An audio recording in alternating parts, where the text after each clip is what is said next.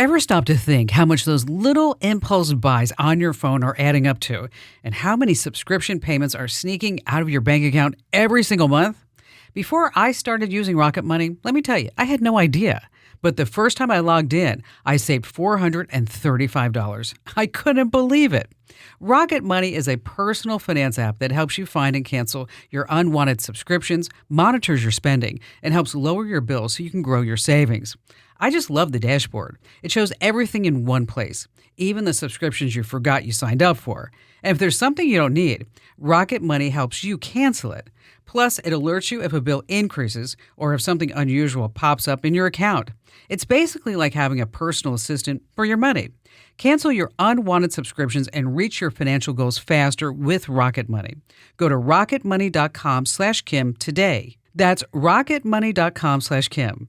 rocketmoney.com/Kim.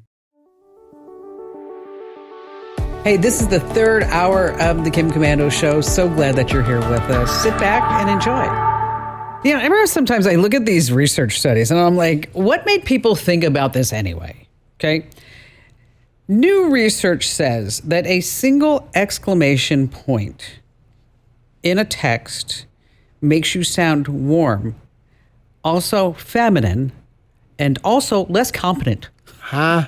I know. And they say men try to never use exclamation points because they might sound excited. Is that true? No, I use them all the time. Exclamation point, exclamation point. I use them all the time. I'll tell you, it's just exclamasting. Wow. Now, if you want to be sure to know you're an older person, you use punctuation, period. The young kids, the 14 through 17-year-olds. They don't use periods at all? No periods, no punctuation. None? All lowercase. Yes. It just goes on? I was trying to pretend to be one of the girls and send another girl a message. And she's like, I immediately knew it was you. I said, how? You used a period at the end of your sentence. A single period. That's it? Gave Ratted away? me out. Oh, that is, you know what? That's interesting. Yeah, they don't like it. They think it looks dumb. I remember when there was that whole debate whether or not all caps meant you were screaming at somebody. Not anymore. No. No. Now it's no caps. Don't use any. No caps. You'll be hip and cool. And 6, see? 7. Then that's our goal, to make sure that everybody's hip and cool like us. If you have to say you're hip and cool, you're not. And Shh. Don't ruin my secrets. Because after all, I'm your beloved digital goddess, Kim Komando, here with you. And you can find us on over 420 top stations from coast to coast. And you can see what's going on youtube.com/Kim Komando, where you can find us as a podcast wherever you get your podcasts, and also streaming in your favorite radio app. And joining me, of course, is Andrew Babinski. Hello there, Andrew, as always. Kim. Alrighty then, every single day, you know what I do? I read everything I can. I talk to industry insiders. I even talk to my hacker friends. Yes, I have friends who are hackers to make sure I know what's going on. And here are some things that you need to know about. Now, there's a new startup called UR.ai. And they raised $10 million because what they're going to be building is individual AI. I want you to listen to this and tell me whether or not you'd do it. Okay. It's a personal model trained only on all of your data. You're going to feed it your writing, your voice, your videos, your memories, your stories. It learns your tone. It learns how you think. It learns how you look. And then once it's trained, you can put it to work. And you can also sell that AI version of you with all of your know-how to companies. And then that AI will also work with other people's AI models. They can plan, they can negotiate, they can do everything that you would do without you being there. They say it's private, it's secure, and you own your own AI. Would you do this? That's not what I use AI for. I use AI for productive work stuff. Personal stuff. I don't use it for creating emails, sending text messages, negotiating. So I just don't. I'm not saying it's a bad idea. It's just not something I would use. You could send the AI Andrew to go do the morning show on KEZ. I don't want to do the morning show. The morning show's fun. I'll do it. See, I could send my AI to do things. like negotiate contracts. But how do you get in? Now, we talked about this a couple of weeks ago with you're trying to set up the AI to read all your emails and write all the responses. Right. But at some point, you've got to be in the loop. The human Kim needs to know what's going on. I'm telling you, we're not too far away between the time when my AI is talking to your AI. But then what's existence? Exactly. Because what would you do? Right. I'm thinking like Wall-E. I read an article a couple of days ago. They're projecting that the work week is going to be 2 days. Right. And then we will then have 5 days off. But we're only going to make 2 days worth of money. What am I going to do with 5 days off if I'm only making 2 days worth of money? But maybe your AI could be working the other 3 days a week doing stuff. Because you're going to send your AI off to work. Well, as long as I can profit off it, I guess I'm interested. But I don't think it's going to be there yet. Not yet. I think that's probably a good 50 years away. Yeah, that's a long time. It's a long time. Let's talk about there's a divorce boom coming. Do you want to care to guess why? Well, I'm guessing it has something to do with AI. Yes, it does. They say spouses are forming deep, romantic, often expensive connections with AI companions. A woman on Reddit said she ended her 14-year marriage after discovering her husband had spent thousands of dollars on an AI girlfriend. Another couple split when one partner admitted her AI relationship felt like cheating and she could no longer connect with her real-world husband.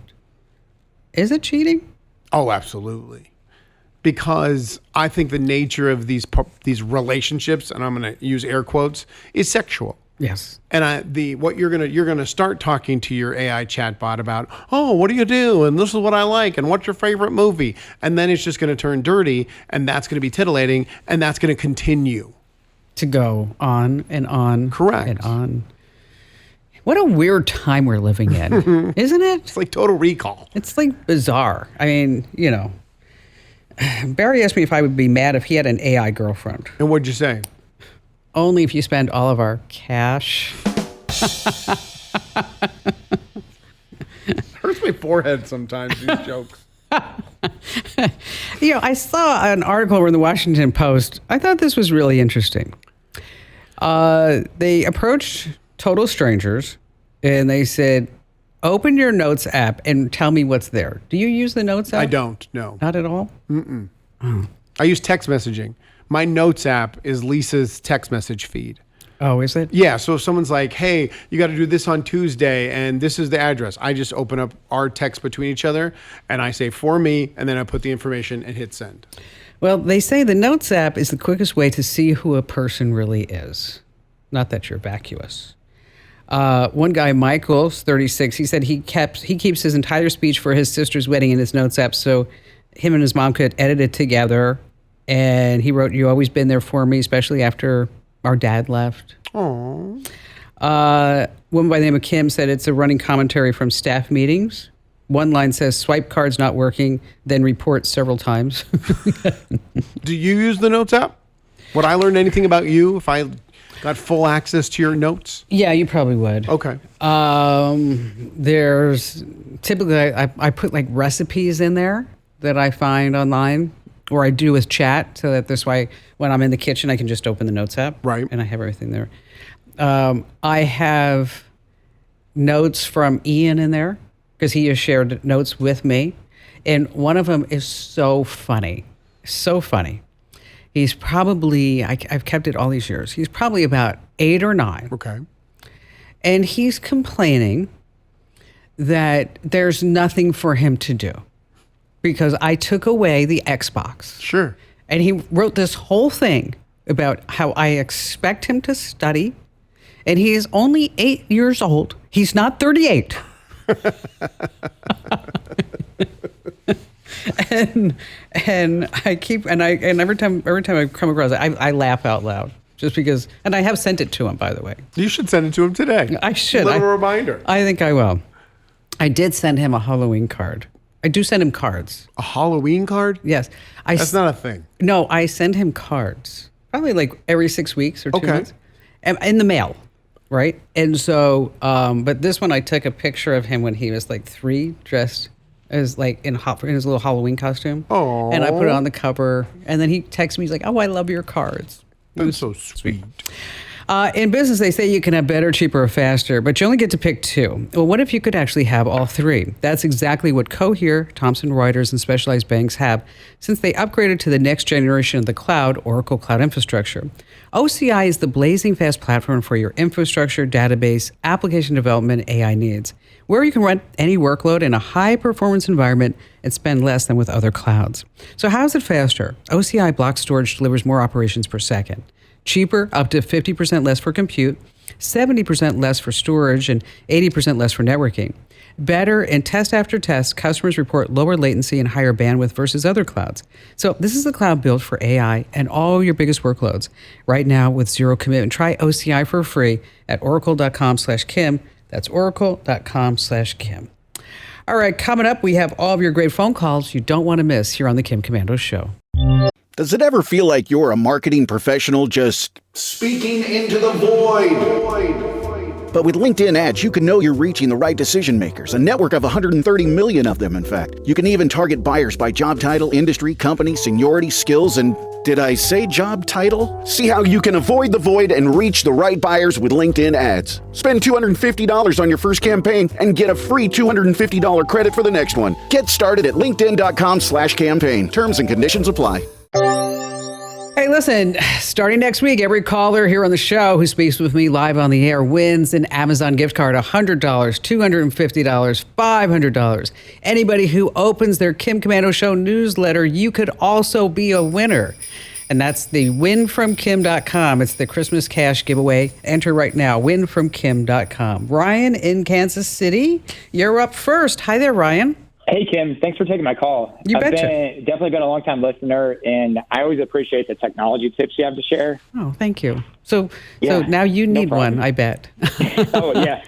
So, and I heard this over the weekend, and it was one of those fate type of things. I originally reached out just to kind of gain some safety tips for my kids' overall usage of the Roblox app. And then as I've done some more research preparing for the call, I do feel really the timing is right for just bringing broader awareness for anybody that's in my same spot with young kids that use Roblox.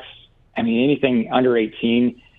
For any parents that have kids like that, there's a lot of things with Roblox, a lot that's cool with it, but also so much that I work in the IT profession and so many security risks. What happened with your kids on Roblox? Oh, man. So they both play Roblox on their Amazon tablet. And what I've noticed, and I did some sleuthing before too, is that they both use Roblox. They connect with friends, obviously, from school. But then as I was looking through their tablets, they connect with a lot of people. They connect with, I think my daughter has 450 connections on there. My son has 250 connections. Ouch. Probably not all people that they know, that they're aware of. And they chat with them. They don't go meet them up, but they do chat with them. My son said that he plays a game called Steal a Brain Rot, where I think the person that created it named Sammy, I think he gives out Robux to people, and he hasn't said for any nefarious, weird stuff, but it's a little bit concerning more from, I think it's okay if they're playing with their friends from school, but when they're playing with other people, they chat with them and you don't really know what they're chatting about. There's, I guess for me, just definitely some concerns over that part. So did you turn off the chat completely? I haven't looked into that. You'd think as an IT pro I would do that, but yeah, there probably are some ways to turn off the chat, I would assume. Oh, absolutely. What I noticed too in some of the research is that the chat itself, if it's inside of a game, it's not captured, so it's captured in the moment, but then as I was looking through there, it's not really a record of what they've chatted about, or maybe if there is, it's only there for a little bit. So my daughter is 7 years old, well, 8 now. When she was 7, when she got signed up on Roblox, her mom reached out to me and said, hey, can I get her an account? I said, sure. I didn't approve this one, but she gave her a username of like Silly Girl 17. And immediately, within 15 minutes of being on Roblox, it is message after message after message from people that are predators. They see that age 17, of 17, not knowing that that's her birth year, and they are attacking. And I turned off all messaging except for in-game immediately. And I just nipped it at the bud. Also, she can't approve any friends on Roblox unless she knows them in real life or I'm standing there and approve it with her. Because once you have a connection, like you said, your daughter, how old's your daughter with the 450 connections? 11 years old. Yeah, I mean, She doesn't have 450 no, friends. her Yeah. circle is probably 20 to 25. That 450, those are all complete strangers, and you don't know who any of those people are. I'm not saying you did a bad job. It is a learning curve that we all have to take in. It is a learning curve because you want to let them because it looks like a kid's environment. You want to Right. think like, oh, I remember when Ian was on it too. There were we were weirdos then. But when her mom set it up, I told her, I wasn't scolding her. I was like, but when you gave her the 17, and she's like, I didn't even think about that. You're absolutely right. That's the first thing the predators on that app think about. Now, did you put a pin on the account, Andrew? I didn't. I haven't put a pin on it. That would just be for protection in the home, to keeping it away from the other kids. Well, so that they can't change the controls. No, she wouldn't even know how. My son would, but he knows. Yeah, I mean, and if they're old enough to change the controls, it's Right. like there's that. So Ryan, so you said you haven't locked this down yet. Are you going to do it, or what's the hesitancy? I think it's more of the knowledge sharing and just being able to know, okay, what's exactly out there, what should be locked down. I know there's been articles just about how Roblox is, like you said, a predator haven, but I think the controls over, even if they want to look at something or they want to do something or increase their filtering, I think that we put it at a certain age limit on there, but I know that probably doesn't really restrict everything. No. But I think that is the next step is to go through, look through those, and then also probably take the onus of that one to take out some of those connections or a lot of those connections, because you're right, there's no way she has 450 friends. And I think I find it interesting too that she's chatted with people on there, and one of the times it was more like role playing, like not in the bad sense of role playing, but more that they have a game on there where it's like one person's a mom, one person's a baby, and they're carrying the baby. So she was kind of doing like baby talk with them and kind of having a different conversation. But then again, you still don't really, on in-game chats, you don't really know what they're chatting about, what they've asked them, what they're doing, how they're responding. And that's the one that I need to do some more research on, is to even find purview into that. And not that it changes anything, but I think one of my next steps is, like you said, to find ways to lock it down a little bit more, even maybe get access to those types of things. If there's a parental control that says, here's what they've been talking about, or just like when you were talking about AI earlier, the AI has at some point some limits. If they keep asking about the certain prompt, or if they keep saying these things, they sometimes have a duty to tell the parents, hey, they've been asking about this bad thing or this negative thing. And I don't know that Roblox is there, and it's probably intentionally not there because they don't want to limit what kids can do on there, but it's still concerning overall. Yeah, the only thing that if you wanted to really capture the chats is that at that point you have to do a screen recording program, and and they're out there. There's tons of them that will record every single thing that happens. There's Custudio, there's Bark, but if the kids are on Roblox, you really need to lock it down, right? Oh, absolutely. And also it's communication with your children. For sure. I mean, I hated the fact that I had to do it, but I had to sit my kids down and say, if anybody puts in chat these words, and I had to say all the words, these are the ones that you have to leave the game immediately, or you don't get to play the game anymore. And that's smart, because it's an open dialogue. Ryan, thanks for your call today. This episode is brought to you by Nespresso. Gift magical mornings with Nespresso Virtuo Pop. Compact and stylish, Virtuo Pop is made to meet every morning coffee craving. From espresso to coffee, hot or iced, at the click of a button. And celebrate the season with Nespresso's limited edition coffee flavors. Sweet almond and hibiscus, cinnamon and candied tamarind, and festive double espresso. Magic in the making. Shop the holiday gift collection exclusively at Nespresso.com. All right. If you're going out on the trip and you're super excited and you want to post your boarding pass online to bask in the moment, don't do it. No, don't do it. Don't do it. Or run it through ChatGPT and tell them to change all the personal information on there. And the number and the barcode. Everything. I don't even think, why would you even need to do that? Because people have a need for clicks and attention. That's true. It's the passenger name record, the PNR. It's your contact info, frequent flyer number, payment method, seats, special requests, even who you're flying with. And what they can do is cancel or change your flight without you even knowing. Wouldn't that be a bummer? It's happened. I've seen the stories online. It's like, I'm out on my way. Guess not. Canceled. Paul in Miami, Florida. Welcome, Paul. What's happening with you? Well, the first thing I want to say is this is a moment of memory for me. I've listened to your show probably, 10 years or... Okay, that's good. And and it's always been a thought-provoking shows for me to listen to. Oh. And so I never ever thought that I would be on a call-in, and this is a moment for memory. So Well, thank here you you are, Paul. Thanks. And what took you so long? What do you get me for Christmas now? Where's my birthday present? I know. But then I'd have to buy something for your partner there too, and it just was. No, you don't. He doesn't need anything. You don't. I don't have the guts to ask a caller who just thanked me for 10 years of listening and how much I love them to get me a present. Hey, I did it. It's just a little give and take here. You know what I mean? Give and take, yes. So what's on your mind today, Paul? And thank you for your kind words. Well, yes. I'm an old school guy, and I've been doing industrial safety, nuclear safety, just in the safety genre for 20 years. Okay. And I think I have a question that isn't really being asked by this old. What are we? We're not the Gen X. What are we? We're the.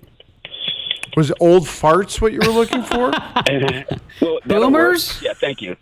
Boomers. We're boomers. So we're the boomer generation. And one of the things that I ask almost everyone that I talk to, whether they're a plumber or a guy doing janitorial work or whatever, is how is AI affecting what your job is? Mm-hmm. I ask that just in general for thought-provoking, because just to challenge their minds to get out of the routine, right? You know what? I asked my hairstylist the other day this. I said, how are you going to deal with AI? And she looked at me and she's like, why, am I not good at hair? I'm like, no, you're good, Nicole, you're great.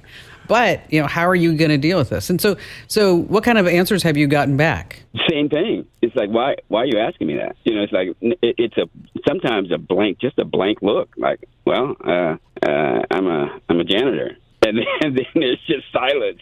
And so, I would tell them that okay, shameless plug. I would tell them, well, listen, there's a show that you should listen to, Kim Commando, and they think Kim Commando. What is that? Is that a cartoon show? Yeah, people do. They think that's a cartoon. I appreciate that, though. But it's a thought-provoking question, and because that janitor will be out of a job. Yes, probably. And we don't know when, but that's one of the jobs that a robot could do.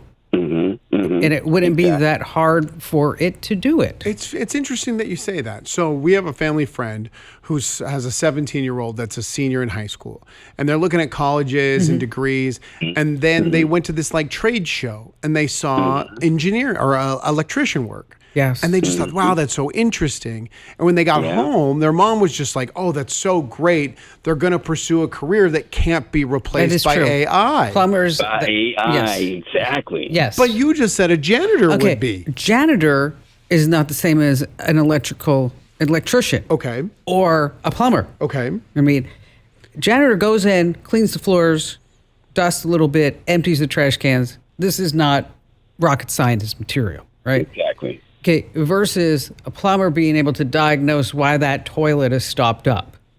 Doesn't mean you can't take a picture of it with ChatGPT and tell me what's going on here. Right, and that's what happens now. Exactly. I mean, I got a bid for 2 water heaters. I talked about this in another part of the show. And I know that this guy's ripping me off. I know that he's ripping me off. And I don't know anything about plumbing. I just know that this price is absurd, what he's trying to charge me. And then he doesn't, it's also, and in the description, it doesn't say that he's going to replace the 2 water heaters. It's all this mumbo jumbo crap, okay, with no line item, just a big fat number at the bottom. Right. Just the bill. Just the bill. And so I wrote him back. I put through ChatGPT, and Chat comes back and says, the price is probably 80% more than what it should be.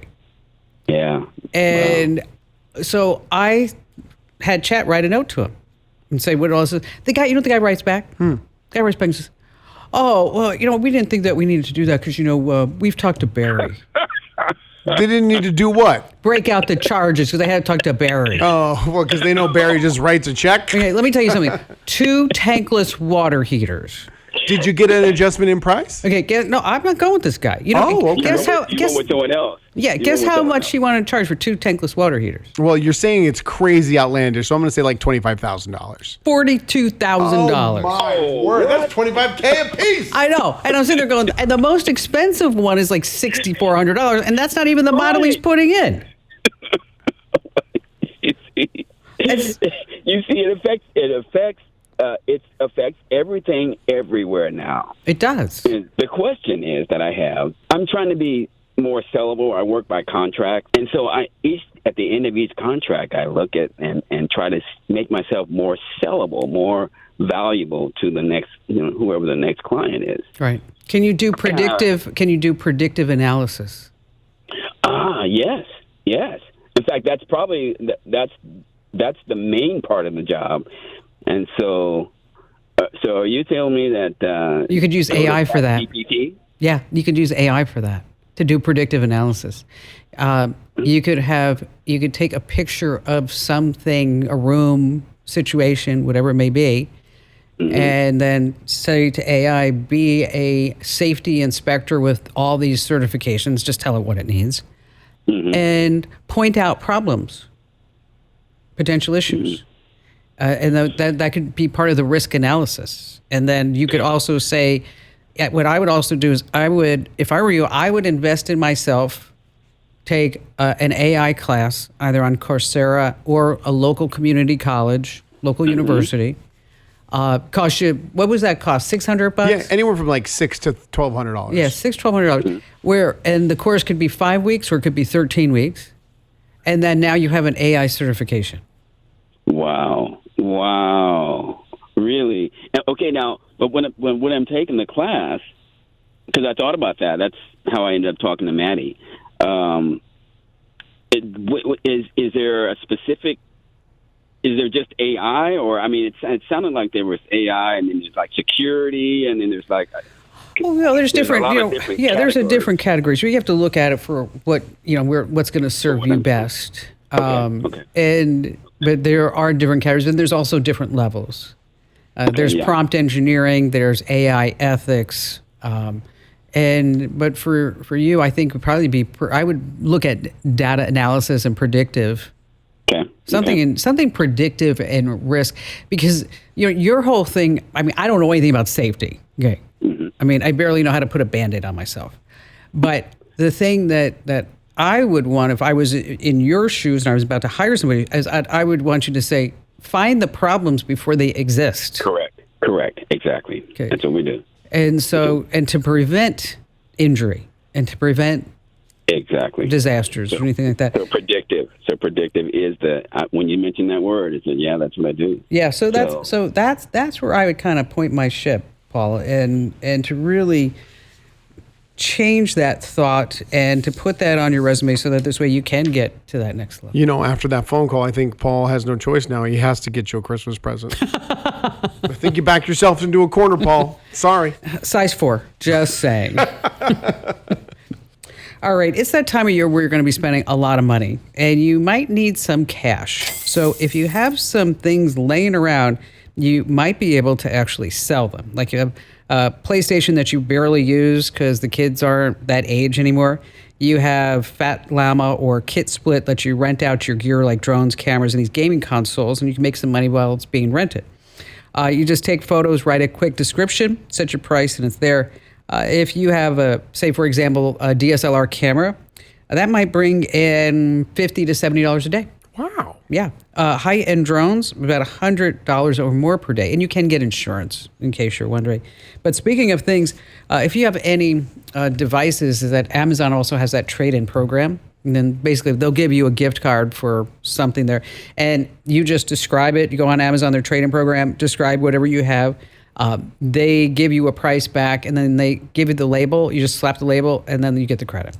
It's like really fabulous. I can't believe you can't get that much renting out a DSLR camera. That's awesome.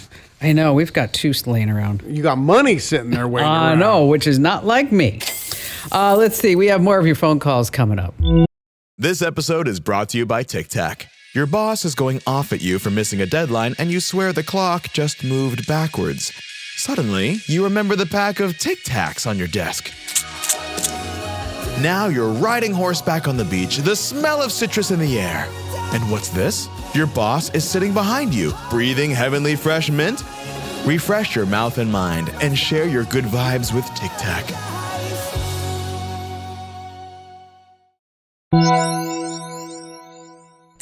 Keith in Columbus, Ohio, welcome to the show. What's going on? Thank you very much. Hey, Kim, I've been fortunate to have 33 years in the military, and when I put my grandchildren to bed at night, they always tell me, Poppy, you have some of the greatest stories. Can you tell us some military stories? And so with that, I just started writing. Okay. And I'm writing my own book, but I'm interested in whether AI could benefit me and help me in my endeavors. For sure. And how much have you written of the book so far? I got 127 pages. Oh, that's a lot. Of stories. Wow. Yeah. That's amazing. Maybe about 12 chapters. What'd you do in the military? I was aviation maintenance administrator, which is no aircraft could leave the deck unless I had signed for it. Wow. Meaning it was in good shape for that pilot to fly. Boy, you know what, I've seen videos, you've seen the videos too, of the jets landing on decks and taking off. Phenomenal. It looks like it's AI, because that shouldn't happen. A jet should not land on a boat. No, and it looks like a big rubber band. Right. I think it's going to break every single time. With the coordination of all the multicolored shirts that are on the flight deck, those are the directors and all the experience. And of course, we have unfortunate accidents at time, and but it's a well coordinated, orchestrated machine out there with 6,000 guys. Wow. Well, you had a big job, that's for sure. Well, let me correct that: 6,000 men and women. Of course.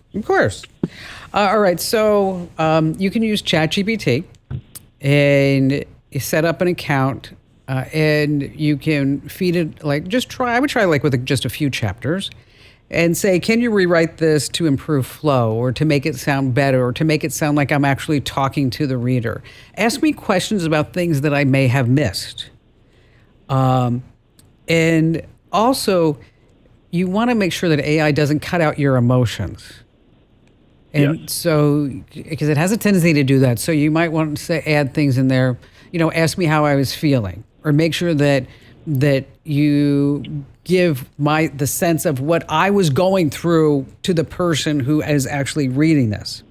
You can use AI also for a lot of the grunt work. Maybe if there are specific makes and models of the jets, and you're like, gosh, I don't remember this particular part or what happened or how this worked with this because it was 30 years ago, it can go out and research that for you. So it could definitely be your writing assistant. And the other thing too is what I do, especially if in these type of situations, is to read out loud whatever chat gives me to see if it actually makes sense. Yes.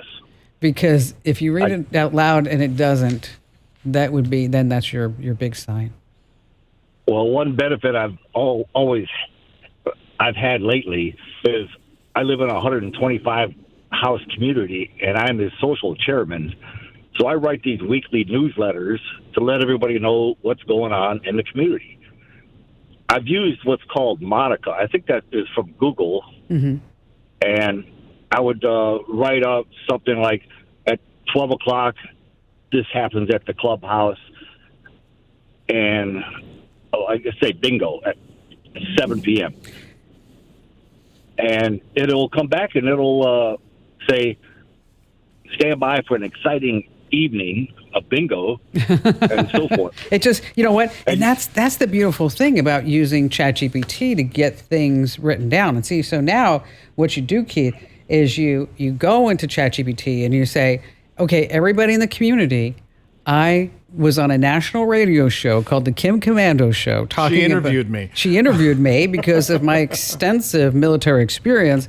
And you can sign up for her free newsletter at getkim.com. I didn't know this was going to be a sell job. Hey, come on. Keith is my buddy now. He's my friend. I could do that. See, I've told people since last week that I was coming on your show, and they would say, "Who?" And I'd say, "Oh, come on. Are you sure you've never heard of Kim Commando?" "No, what does she do?" And I explained. And now they're beginning to look into it because they want to find out what I've been asking. Yes, exactly. I mean, and really I don't mean to not sound humble, but there's really nowhere else you can go in the country that does what we do. I mean, really, literally. No, not with that newsletter. Absolutely not. No, and with the show and all that other great stuff. Keith, if you need any help along the way, just give me a call back. I'll be your, not first writing assistant, but your second writing assistant. Coming right back, we're going to talk about license plate readers here on the Kim Commando Show. Coming right back, Google went full Liam Neeson against a Chinese company. I'll tell you more about it. All right, so Google is suing this China-based crew behind Lighthouse. This is a subscription service for scammers. Yes, you heard me right. For a monthly fee, people got templates to make fake USPS or bank websites that steal info without even hitting submit. It's basically a plug-and-play scam factory. In just 20 days, they made 200,000 fake sites and hit over 1 million victims. Wow. Crazy times we're living in. Hey, don't forget to enter to win in my Christmas cash giveaway. Go now, winfromkim.com. That's the end of hour 3, but don't worry. If you want more good stuff, make sure that you sign up for my free newsletter. Head over to getkim.com.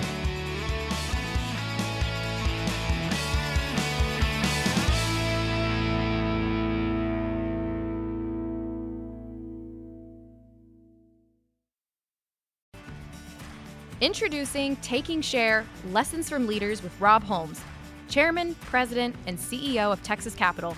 During each episode, you will hear from leaders, decision makers, and culture shapers across industries. What drives them? What tips the scales when making tough calls? How do they continue to evolve? We're here to understand the thoughts behind their actions and discover how they are taking share. For more information on Texas Capital, please visit us at our website.